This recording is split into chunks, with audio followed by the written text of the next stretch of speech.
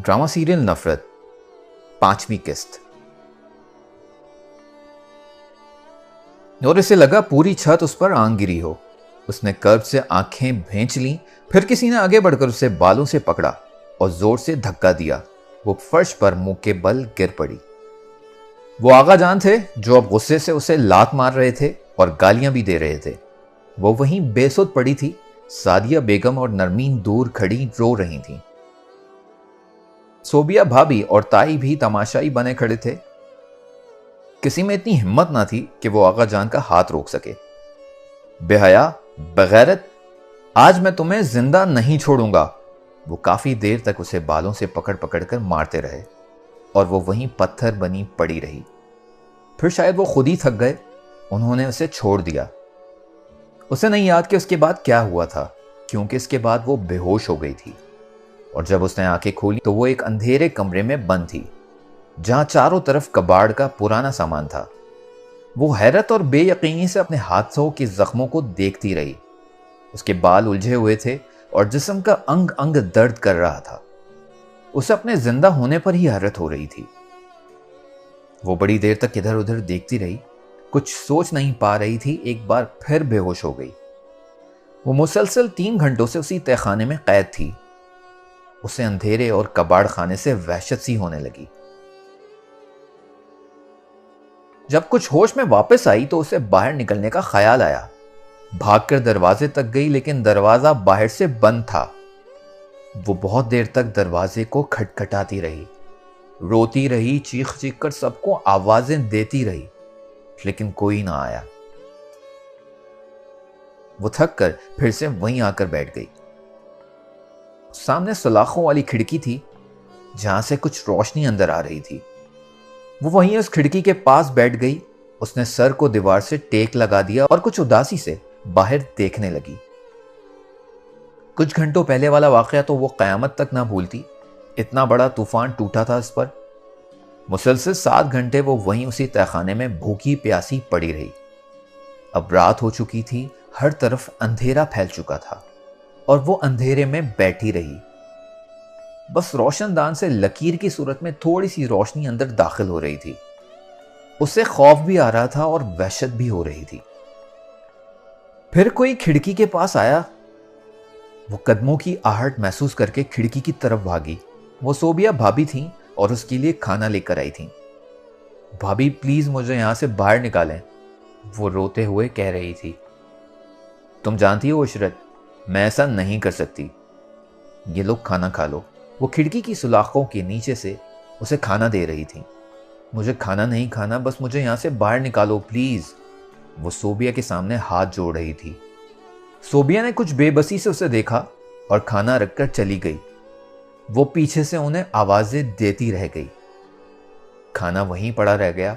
वो रोती रही, सुलाखों को खींचती रही। रात का दूसरा पहर भी खत्म हुआ। ना वो सोई और ना ही खिड़की के पास से हटी। ये वो तहखाना था जिसमें उसकी अम्मी को भी एक बार बंद किया गया था कि उसे नरमीन से मालूम हुआ। किसी गलती के लिए आगा जान ने उन्हें भी यही सजा दी थी। उस वक्त शायद वो बहुत छोटी थी। अम्मी पूरे 1 महीने इसी तहखाने में बंद रही और आज ये वक्त उस पर आया था, जैसे माजी एक बार फिर से पलट कर उसके सामने आई थी। रात के 2 बजे नरमीन और अम्मी भी डरते डरते उसके पास आईं और काफी देर तक उससे सरगोशी में कहती रहीं कुछ। अम्मी ने अपनी कसम देकर उसे खाना भी खिलाया। वो आगा जान और घर के बाकी मर्दों से छुप कर आई थी, इसलिए काफी डर रही थी और बहुत कम वक्त ही उसके पास रहीं। उसे अकेले वहां डर लग रहा था। वो चाहती थी वो दोनों वहां से ना जाएं, लेकिन उनकी मजबूरी थी, वो अच्छे से समझ सकती थी। अगले दिन भी वो इसी तहखाने में पड़ी रही। जाने कब उसकी सजा खत्म होनी थी। उसने तो बाहर जाने की ख्वाहिश ही अब तर्क कर दी थी। यह दूसरी शब के तीसरे पहर का वाकया था, जब उसे खिड़की से कुछ फासले पर एक हेवला दिखाई दिया। वो अंधेरे में नजर नहीं आ रहा था। वो नहीं जानती थी वो कौन है। शायद ताई थी या दिलावर भाई, जो ये देखने आए थे कि कोई उसे मिलने तो नहीं आया। لیکن اس کے باوجود امی اور نرمین تقریباً روزانہ رات کو چھپ کر اس کے پاس آتی تھیں اور اس سے باتیں کرتیں، اسے احساس دلاتی وہ بے جان پتھر کی طرح سب سنتی رہتی۔ وہ ہیولا اور سایہ جس کا بھی تھا اسے روزانہ دکھائی دیتا، شاید کوئی پہرا دے رہا تھا اور اس کی نگرانی کر رہا تھا۔ تقریباً 1 ہفتے تک وہ وہیں سڑتی رہی۔ اس کے بال بکھرے ہوئے تھے، چہرہ دھول اور گندگی سے اٹا ہوا تھا، کپڑوں سے بو آ رہی تھی، ہونٹ اور آنکھیں بنجر ہو چکی تھیں۔ جب 7ویں دن وہ آیا، چلو باہر آؤ، وہ سکندر تھا اور اس کا دل چاہا وہیں اس شخص کا گریبان پکڑ کر اسے قتل کر دے۔ وہ اپنی جگہ سے ہلی بھی نہیں اور نہ ہی اس شخص کی طرف دیکھا۔ چلو اٹھو، میں کہہ رہا ہوں۔ وہ اب اسے جھنجھوڑ رہا تھا۔ اس نے پلٹ کر اس شخص کو دیکھا، اس کی آنکھوں میں اس وقت نفرت بڑھ چکی تھی جو وہ دیکھ نہ سکا۔ مجھے یہیں رہنے دو، اسی میں تم لوگوں کی بہتری ہے۔ اس کی آواز دھیمی مگر سرد تھی۔ او چلو تم۔ وہ غصے سے اس کا ہاتھ کھینچنے لگا بنا اس کی دھمکی کی پرواہ کیے۔ اگر میں یہاں سے باہر گئی تو تمہاری زندگی میں طوفان لے کر آؤں گی، پچھتاوے کے لیے بھی تمہارے پاس وقت نہیں ہوگا۔ اس نے نفرت بھری نظر سے سکندر کو دیکھا، وہ بھی اس کی سرخ آنکھوں میں دیکھتا رہا، پھر آنکھیں جھٹک کر اس کا ہاتھ پکڑ کر اسے تہہ خانے سے باہر لے آیا۔ اس کی سزا اتنی جلدی کیسے ختم ہو گئی اور تہہ خانے سے اسے اتنی جلدی کیوں نکالا گیا تھا؟ اس سوال کا جواب اسے باہر آ کر ملا تھا۔ آغا جان 2 دن بعد تمہارا اور سکندر کا نکاح کرنا چاہتے ہیں۔ نرمین نے اسے گھر میں داخل ہوتے ہوئے یہی اطلاع دی۔ اس نے کوئی جواب نہیں دیا، ہاں البتہ وہ آغا جان اور سکندر فیروز کی کرم نوازیوں کی وجہ سمجھ رہی تھی۔ تم کچھ بولو نا۔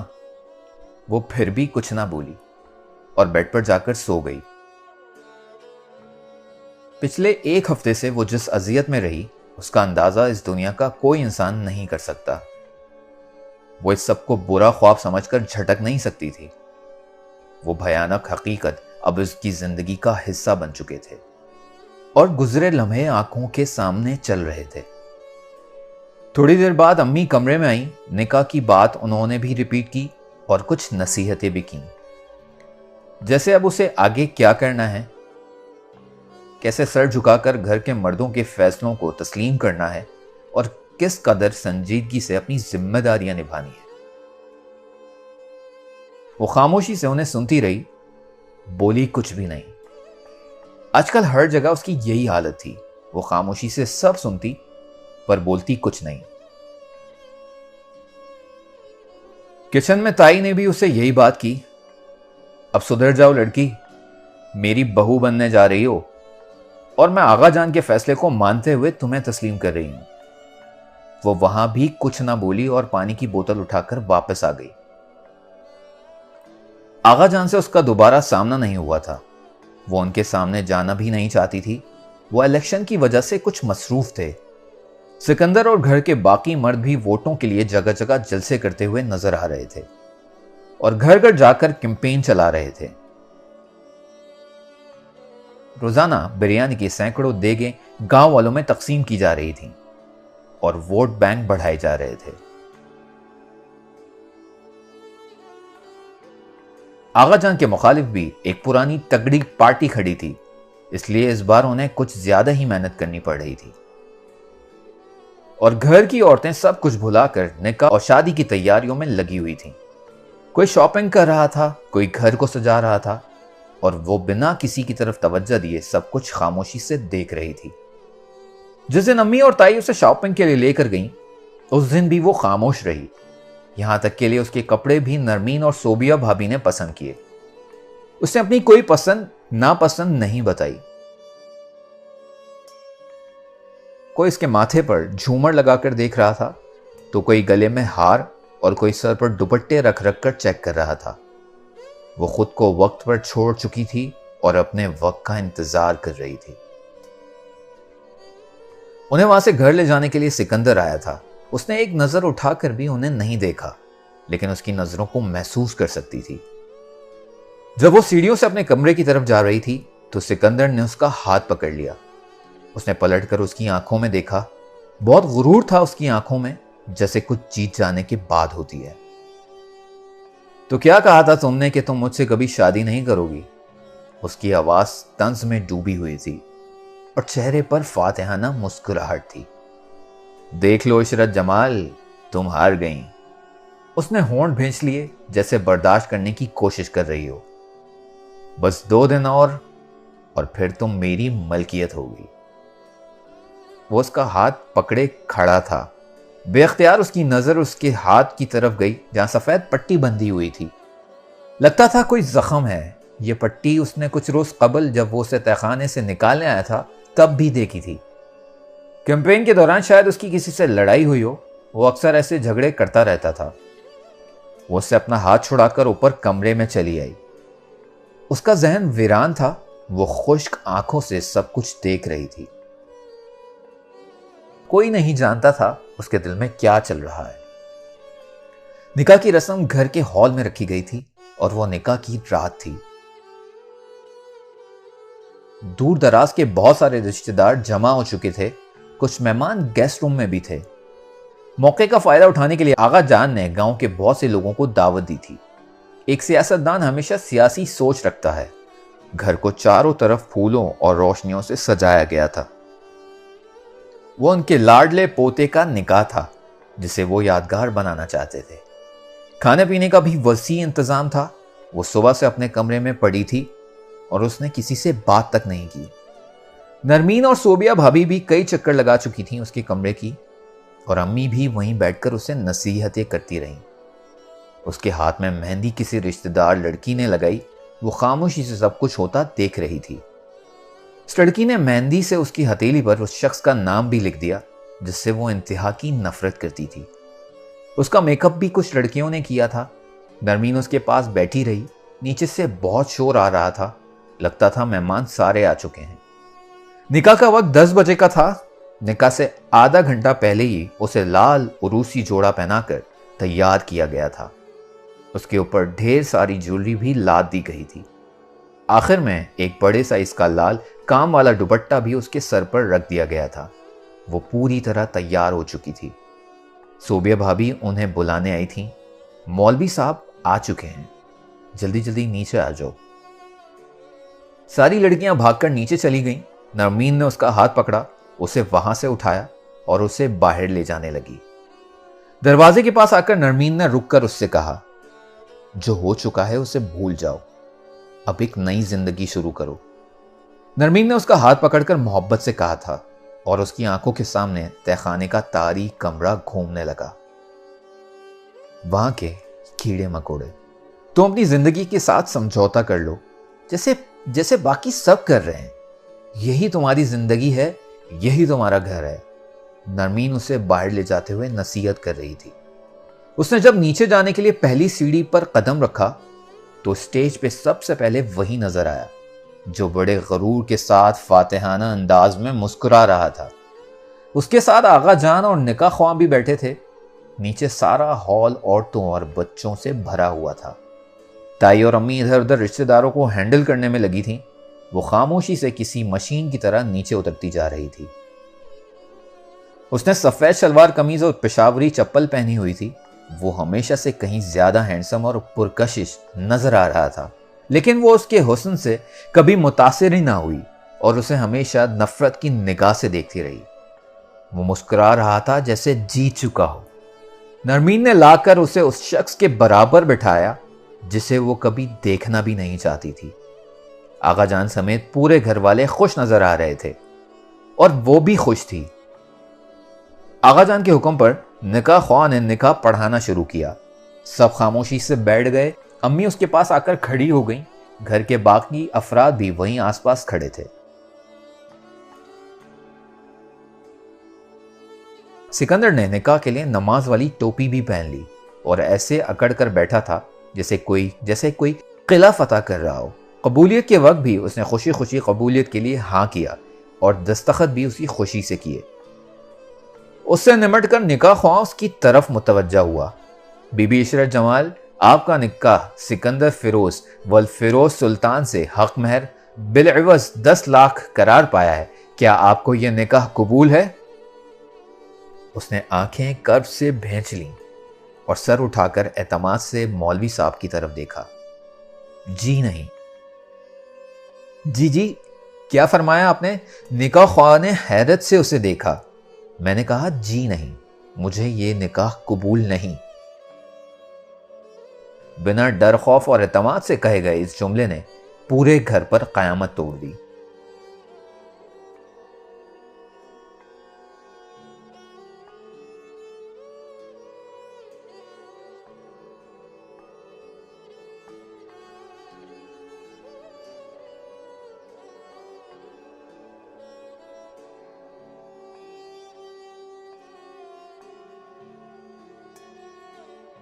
سب نے صدمے سے اسے دیکھا۔ آغا جان اور سکندر کی مسکراہٹ الگ غائب ہو چکی تھی۔ سبھی رشتہ دار مہمان منہ کھولے ایک دوسرے کو دیکھ رہے تھے۔ مولوی صاحب نے ایک بار پھر اپنا جملہ دہرایا۔ اس نے بنا کسی ڈر و خوف کے اس بار بھی نہیں کہا۔ ساریہ بیگم اور عظما تائی آگے بڑھی۔ کیا بکواس کر رہی ہو؟ ہوش میں تو ہو؟ سعدیہ اس کے پاس آ کر سرگوشی میں کہنے لگی۔ جی، میں اپنے پورے ہوش و حواس میں یہ کہہ رہی ہوں، اس کے اعتماد میں کوئی کمی نہ آئی۔ آغا جان اور سکندر دونوں غصے سے کھڑے ہوئے۔ ماحول یکدم سنجیدہ ہو چکا تھا اور معاملہ انتہائی سنگین۔ کیا بکواس کر رہی ہو؟ ہاں بولو۔ سکندر نے اس کا بازو پکڑ کر جھنجھوڑا۔ ہاتھ چھوڑو میرا، میری مرضی میں نکاح کروں یا نہ کروں۔ تم کون ہوتے ہو مجھ پہ حکم چلانے والے؟ یہ اختیار مجھے اللہ نے دیا ہے۔ آج وہ سب کے سامنے اسی ٹیون میں بات کر رہی تھی، بنا آغا جان اور تایا جان کے کسی خوف کا سوچ کر۔ سعدیہ بیگم نے اسے 2 تھپڑ مارے اور غصے سے اسے کہتی رہیں، نکاح کے لیے ہاں کر دو، لیکن اس کا جواب تھا کبھی نہیں۔ اللہ کے واسطے ہاں کر دو۔ اب سعدیہ بیگم روتے روتے اس کے سامنے ہاتھ جوڑ رہی تھی، لیکن اس کا جواب نہیں بدلا۔ آغا جان شرمندگی سے مہمانوں کی طرف دیکھ رہے تھے جو سرگوشیوں میں ہزاروں باتیں کر رہے تھے۔ سکندر الگ غصے اور شرمندگی کے احساس سے لال ہو چکا تھا۔ بس یہی درد، یہی ذلت تو وہ ان کے چہرے پر دیکھنا چاہتی تھی۔ کوئی نہیں جانتا تھا اسے آغا جان اور سکندر کو اس حال میں دیکھ کر کتنا سکون آ رہا تھا۔ تماشا بند کرو اور ہاں کہہ دو۔ اب تائی بھی میدان میں آ گئی، لیکن وہ ٹس سے مس نہ ہوئی۔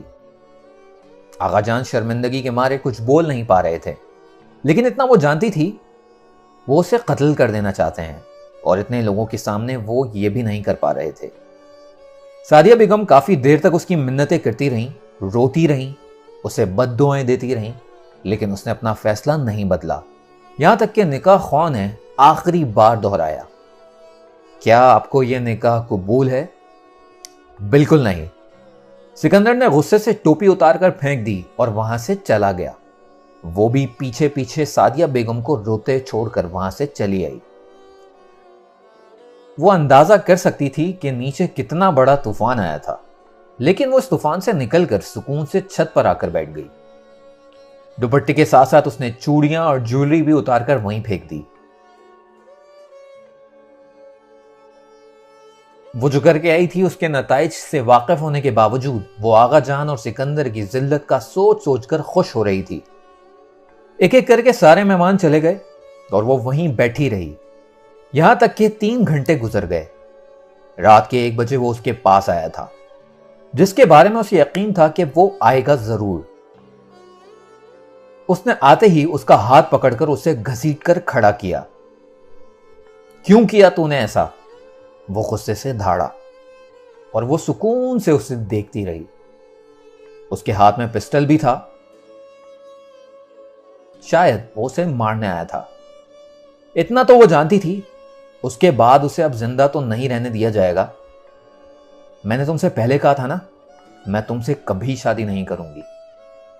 اس نے غصے سے ٹیبل کو لات مار دی۔ وہ شیشے کا ٹیبل ٹکڑے ٹکڑے ہو گیا۔ میں تمہیں جان سے مار دوں گا، اس نے غصے سے پسٹل آگے کیا۔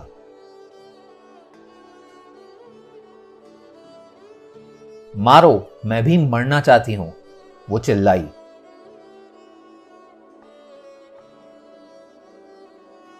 وہ اس کے ماتھے پر پسٹل تانے کھڑا تھا اور اسے خونخوار نظروں سے دیکھ رہا تھا۔ میں سچ میں گولی چلا دوں گا۔ تو چلاؤ گولی، مجھے مرنے کا ڈر نہیں ہے۔ تم لوگ ہمیشہ عورتوں کو غلام سمجھتے ہو، جیسے چاہیں ان کی زندگی کے فیصلے کریں۔ جو حقوق مذہب نے دیے، تم لوگ کون ہوتے ہو وہ حقوق چھیننے والے؟ کم سے کم میں نے تمہارے اور آغا جان کے غلط فیصلوں کے آگے سر نہیں جھکایا۔ تم ہار گئے مجھ سے سکندر فیروز۔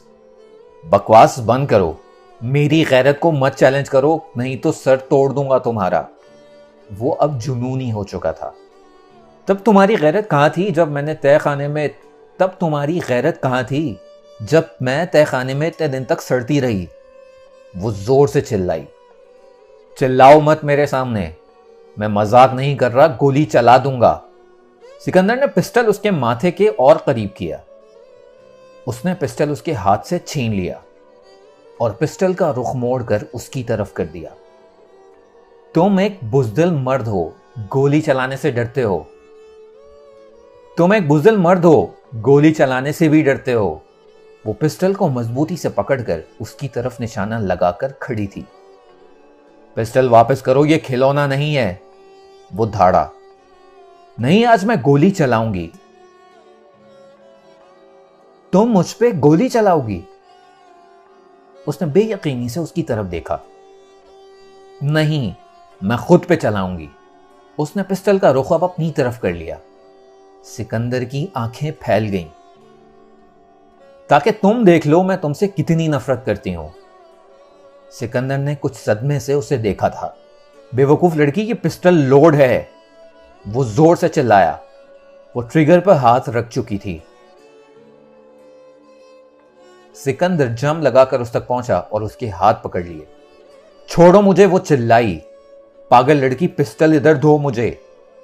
تم مجھے مارنا چاہتے تھے نا، اب میں خود کو مارنا چاہتی ہوں۔ وہ دونوں ہاتھا پائی کر رہے تھے۔ سکندر اس کے ہاتھ سے پسٹل چھیننے کی کوشش کر رہا تھا۔ کہا نا پسٹل دو مجھے، کوئی کچھ نہیں کہے گا تمہیں۔ اسی ہاتھا پائی میں ایک زوردار فائر کی آواز گونجی۔ دونوں کے ہاتھ ڈھیلے پڑ گئے۔ گولی چل چکی تھی۔ اس نے عشرت کو گرتے دیکھا۔ پسٹل چھوٹ کر اس کے ہاتھ سے گر گئی۔ وہ منہ کھول کر فرش پر گر رہی تھی جب اس نے اپنے دونوں ہاتھوں سے اسے سنبھال لیا۔ گولی اس کی ٹانگ پر لگی تھی، جہاں سے بری طرح خون بہ رہا تھا، اور وہ خود بے ہوش ہو چکی تھی۔ اس نے جیب سے رومال نکال کر اس کی ٹانگ پر باندھ دیا اور اسے اٹھا کر اندر لے جانے لگا۔ گولی اس کی ٹانگ کو چھو کر نکلی تھی، اس لیے زیادہ کوئی مسئلے والی بات نہ بنی۔ وہ بس ایک ہی دن ہاسپٹل میں رہی اور اگلے دن تھوڑی بہت لنگڑاتی ہوئی ڈسچارج ہو کر گھر آ گئی۔ ہاسپٹل میں اس کے پاس صرف امی اور نرمین تھی اور کوئی نہیں آیا اس کے پاس۔ نہیں تب اسے کوئی دیکھنے کے لیے آیا جب وہ گھر آئی۔ کسی کو اس کی تکلیف سے فرق نہیں پڑتا تھا، لیکن گھر آ کر جو اس پر بھیانک انکشاف ہوا، اس نے اس کے پیروں تلے زمین نکال لی۔ آغا جان انہیں گھر سے نکالنے کا فیصلہ کر چکے تھے، اور یہ فیصلہ ان کے گھر میں قدم رکھتے ہی آغا جان نے غصے سے سنایا۔ سعدیہ، اپنا سامان اٹھاؤ اور اپنی دونوں بیٹیوں کو لے کر نکل جاؤ یہاں سے۔ یہ فیصلہ آغا جان نے سب کی موجودگی میں سنایا تھا۔ وہ نکاح والی بات دل میں لیے کھڑے تھے اور اب بھولے نہیں تھے۔ 2 دن وہ اس کے ہاسپٹل میں رہنے کی وجہ سے خاموش رہے۔ آغا جان، یہ آپ کیا کہہ رہے ہیں؟ امی روتے ہوئے ان کے پاس گئیں۔ نکلو میرے گھر سے، وہ گرج کر بولے۔ آغا جان، ہم کہاں جائیں گے؟ خدا کے لیے ایسا غضب نہ کریں۔ سعدیہ کے آنسوں کی رفتار اب بڑھ چکی تھی۔ سب وہیں کھڑے دیکھ رہے تھے، وہ بھی سپاٹ چہرے کے ساتھ سب کو دیکھ رہی تھی۔ بے غیرت عورت، دفع ہو جاؤ میرے گھر سے۔ اس گھر میں تمہارے اور تمہاری بے حیا بیٹیوں کے لیے اب کوئی جگہ نہیں۔ اس نے سعدیہ بیگم کو روتے اور آغا جان کے قدموں میں گرتے ہوئے دیکھا۔ اللہ کے واسطے یہ غضب نہ کریں، ہم کہاں جائیں گے آغا جان؟ ہمارا تو آپ کے علاوہ کوئی ہے ہی نہیں۔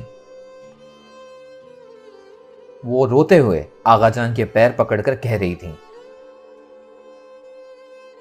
اس نے غصے اور نفرت بھری نظر سے آغا جان پھر سکندر کو دیکھا۔ وہ بڑی مہارت سے نظریں چرا گیا۔ آغا جان نے سعدیہ بیگم کو لات مار کر دھکا دے دیا۔ دھکا اتنے زور کا تھا کہ سعدیہ بیگم کا سر صوفے سے ٹکرانے کی وجہ سے زخمی ہو گیا۔ نکلو بے غیرت عورت! نرمین اس کا ہاتھ پکڑے کھڑی رو رہی تھی۔ اس نے غصے سے اپنا ہاتھ چھوڑایا اور آغا جان کے سامنے جا کر کھڑی ہو گئی۔ یہ گھر آپ کا نہیں ہے آغا جان، وہ غصے سے بالکل انہی کی ٹیون میں بولی۔ آغا جان سمیت سبھی گھر والے شوق سی کیفیت میں اسے دیکھ رہے تھے، کیونکہ آغا جان کے سامنے آج تک اس نے کھل کر کوئی بات نہیں کی، اور آج پہلی بار وہ ان کے سامنے ڈٹ کر کھڑی تھی۔ یہ گھر تایا اور میرے ابو نے مل کر خریدا ہے، اور اس گھر میں پورا آدھا حصہ ہے ہمارا۔ آغا جان صدمے اور غصے سے اسے دیکھ رہے تھے۔ سکندر بھی ادھر ادھر پہلو بچا رہا تھا۔ تم آغا جان سے کس طرح بات کر رہی ہو عشرت؟ تم آغا جان سے کس طرح بات کر رہی ہو عشرت؟ فیروز تایا غصے سے دھاڑے۔ وہ غصے سے ان کی طرف مڑی۔ آپ بیچ میں مت بولیے تایا جان، آپ تب نہیں بول سکے جب آغا جان نے امی کو دھکا دیا، تو اب بھی آپ کو بولنے کا کوئی حق نہیں۔ فیروز تایا نے کچھ شرمندگی اور خجل کی کیفیت میں سر جھکا لیا۔ ان کا اگلا جملہ منہ سے نکلنے سے پہلے ہی آغا جان نے ایک زناٹے دار تھپڑ اسے مار دیا۔